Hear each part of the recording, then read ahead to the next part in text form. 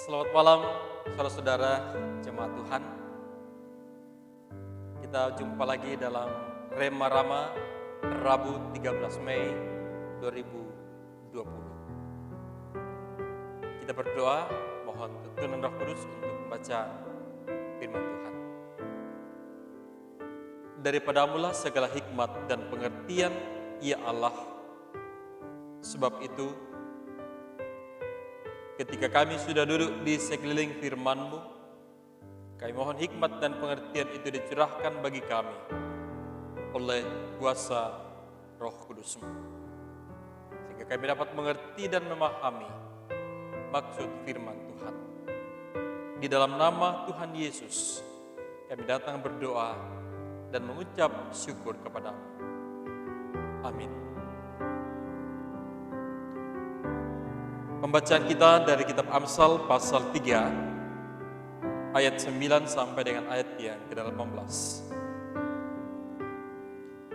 Muliakanlah Tuhan dengan hartamu dan dengan hasil pertama dari segala penghasilanmu, maka lumbung-lumbungmu akan diisi penuh sampai melimpah-limpah, dan bejana pemerahanmu akan meluap seperti air buah anggurnya. Hai anakku, janganlah engkau menolak didikan Tuhan, dan janganlah engkau bosan akan peringatannya. Karena Tuhan memberi ajaran kepada yang dikasihinya, seperti seorang ayah kepada anak yang disayang. Berbahagialah orang yang mendapat hikmat, orang yang memperoleh kepandaian, karena keuntungannya melebihi keuntungan perak, dan hasilnya melebihi emas. Ia lebih berharga daripada permata. Apapun yang kau inginkan tidak dapat menyamainya. Umur panjang ada di tangan kanannya, di tangan kirinya kekayaan dan kehormatan. Jalannya adalah jalan penuh bahagia, segala jalannya sejahtera semata-mata. Ia menjadi pohon kehidupan bagi orang yang memegangnya. Siapa yang berpegang padanya akan disebut berbahagia. Saudara-saudara, bertitik tolak pada ayat yang ke-13 menjadi nas renungan kita pada malam hari ini. Kebahagiaan, hikmat. Apa itu berhikmat? Mengapa penulis Amsal berkata bahwa hikmat membuat seseorang berbahagia? Hikmat atau hikmah, kalau dalam bahasa Inggris wisdom, adalah suatu pengertian dan pemahaman yang dalam mengenai sesuatu yang menghasilkan kemampuan untuk menerapkan persepsi, penilaian, dan perbuatan sesuai pengertian tersebut. Kalau dalam versi Mazmur, kebahagiaan itu beda. Menurut pemazmur, dalam Mazmur pasal 1, orang yang berbahagia adalah orang yang berjalan pada jalan Tuhan. Itu berarti bahwa dari pemahaman dunia tentang berbahagia itu sangat berbeda dengan pandangan Alkitab. Bacaan kita malam ini tentang kebahagiaan itu dikaitkan dengan orang yang berhikmat. Sementara pemazmur mengatakan yang berbahagia adalah orang yang berjalan pada jalan Tuhan. Ada ungkapan mengatakan kebahagiaan tidak bergantung pada apa dan siapa yang kamu miliki, tetapi kebahagiaan itu bergantung pada apa yang kamu pikirkan. Ini sangat bijak sebenarnya kabar seperti ini. Kita kembali kepada penulis Amsal, yang berbahagia adalah orang yang berhikmat, yang tahu segala-galanya atau pengertian. Dengan demikian bahwa ia akan mampu melihat segala sesuatu dengan positif. Bahkan ia pula mampu bertindak positif karena pengertiannya yang benar tentang apa yang ada di hadapannya. Pemazmur berkata, berbahagialah orang yang berhikmat karena keuntungannya melebihi perak dan hasilnya melebihi emas. Ia lebih tinggi, lebih berharga daripada permata. Apapun yang diinginkan tidak dapat menyamainya. Mengapa saudara kebahagiaannya melebihi perak, emas, dan permata? Jawabannya adalah karena dengan hikmat dari Tuhanlah orang dapat berpikir positif dalam setiap keadaan yang dialaminya. Lebih jelas di dalam ungkapan bahasa Toraja, hikmat itu kina.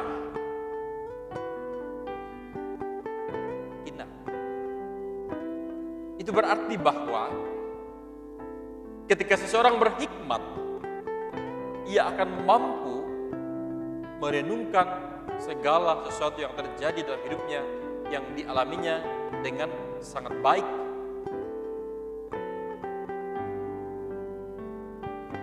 Pertanyaan sekarang kepada saya dan Bapak Ibu sekalian, maukah kita hidup berbahagia? Berhikmatlah. Hanya hikmatlah yang akan memampukan seseorang untuk tetap tenang menikmati hidup karena ia mampu melihat segala sesuatu dari sisi positif untuk membangun hidup ke arah yang lebih baik dan tetap hidup bersama dengan Tuhan. Kondisi atau fenomena saat ini menuntut kepada kita untuk terus berhikmat selaku anak-anak Tuhan, sehingga kita mampu melihat apa sesungguhnya yang Tuhan mau nyatakan dalam kehidupan kita. Kebahagiaan akan kita miliki ketika kita bisa berdamai dengan segala keadaan, segala situasi. Sebuah pujian dari saya, damai bersamamu, untuk kita renungkan pada malam hari ini.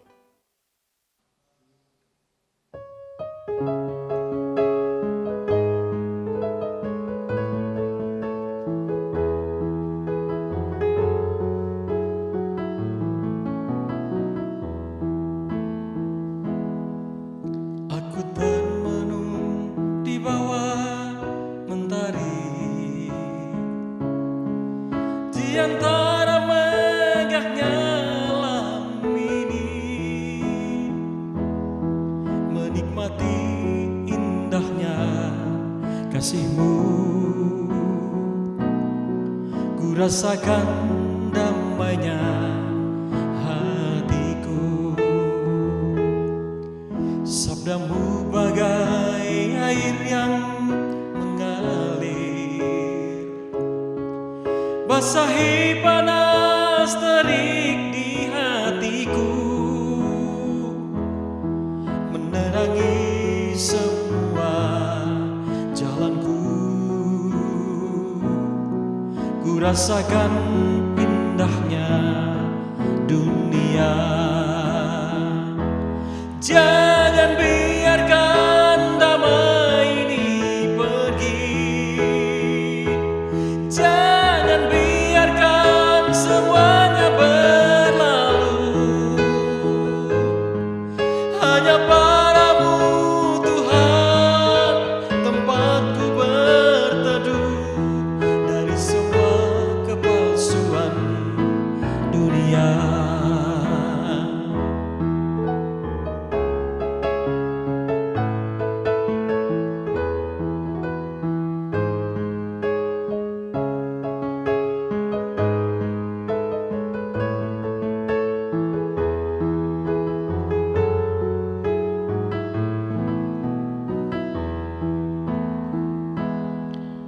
Bila ku jauh dari diri-Mu, akan ku tempuh semua perjalanan agar selalu dekat dengan-Mu, hingga ku rasakan lembutnya kasih-Mu. Jangan biarkan damai ini pergi, jangan biarkan semuanya berlalu. Hanya padamu Tuhan tempatku berteduh dari semua kepalsuan dunia.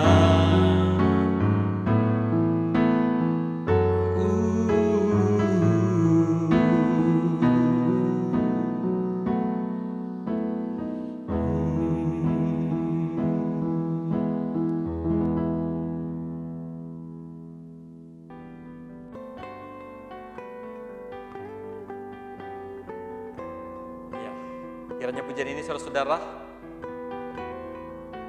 boleh lebih menolong kita untuk merenungkan akan firman Tuhan di dalam setiap langkah kehidupan kita. Amin.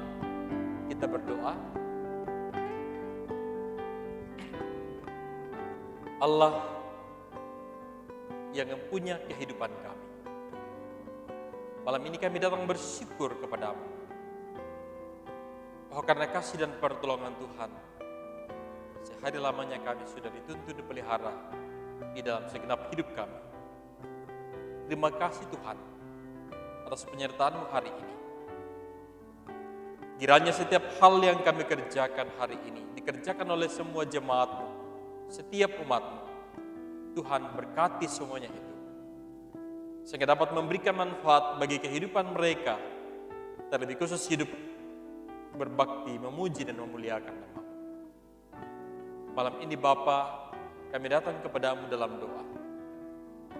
Hamba dalam segala keterbatasan membawa kehidupan seluruh jemaat-Mu, setiap umat-Mu yang ada di muka bumi ini, di dalam seluruh keberadaan hidup mereka. Berkati mereka dalam setiap pergumulan hidup, berkati dalam setiap rencana-rencana, berkati dalam seluruh tugas dan tanggung jawab mereka. Bapa di sorga, malam hari ini kami berdoa kepadamu, membawa dalam doa jemaat-Mu yang ada di dalam kelemahan tubuh. Kami mendoakan Papa Anti, Oma Galo Parasa, juga Nenek Fani dalam kelemahan tubuh di rumah. Ya Tuhan, kami percaya mujizat kesembuhan hanya terjadi di dalam nama Tuhan kami, Yesus Kristus. Biarlah dalam pergumulan sakit yang mereka alami, mereka terus berharap kepada pemeliharaan dan kemurahan Tuhan. Berkati makanan, obat-obatan, juga pelayanan perhatian dari segenap keluarga. Yang tidak sempat kami sebutkan namanya, Tuhan hadir di setiap pembaringan mereka. Bapa kami dalam kerajaan sorga, kami berdoa bagi pemerintah bangsa dan negara kami, bahkan dunia secara global, dalam bersama-sama bergumul sehubungan dengan pandemi saat ini.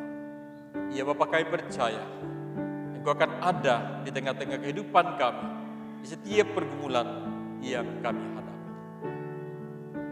Kami berdoa kepadamu Tuhan, untuk saudara-saudara kami, orang-orang yang kami kasihi di mana saja berada. Tuhan jaga, lindungi dan peliharakan mereka, terutama dalam peristirahatan kami malam ini, sehingga besok pagi kami dapat dibangunkan untuk kembali melanjutkan kehidupan anugerah Tuhan. Ini doa dan pengharapan kami Tuhan, permohonan kami di dalam nama Tuhan Yesus, yang datang berdoa kepada Bapa di sorga. Amin. Demikian renungan malam kita. Tuhan Yesus, Kepala Gereja, memberkati.